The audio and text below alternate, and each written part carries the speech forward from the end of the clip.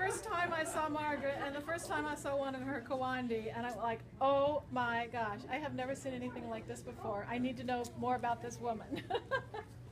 And coincidentally, Deborah Corsini, who was also here, who was the curator, had met Margaret and arranged to have this exhibition in conjunction with A Common Thread. So what I just have to say, great minds think alike. And unless you think she's a one-trick pony, she was also a concert harpsichordist.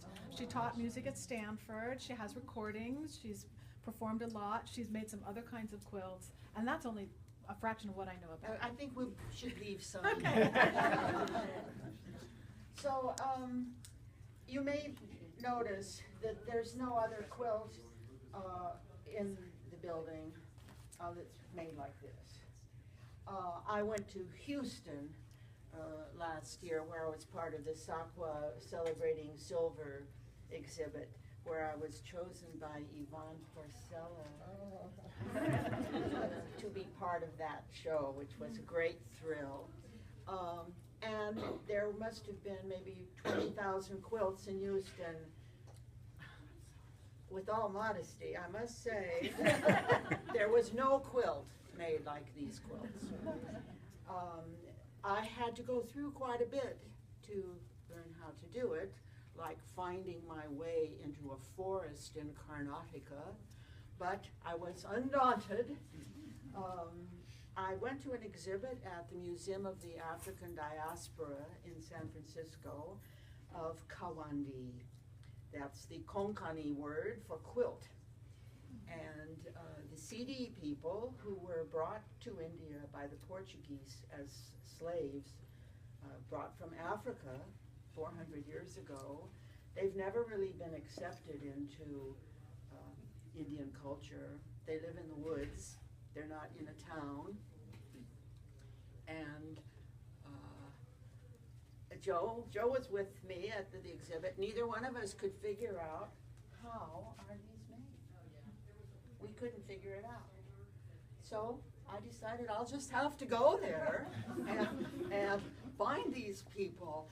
So I had my video camera and I stayed a couple of weeks with these people in their huts, learning how to do this. So it's been a great thrill because they're completely improvised. There's no machines, there's no irons, there's no pins. They're made completely by hand and with no plan. And no piecing. And I had no piecing, no plan. So for me, who is some people who I used to call friends, but I got tired of being called a control freak. This was a huge step forward to not know what you're going to make.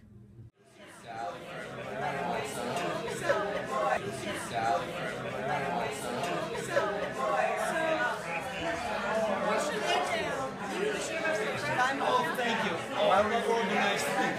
They're leaving. She's doing her solo kill. Hi, Margaret.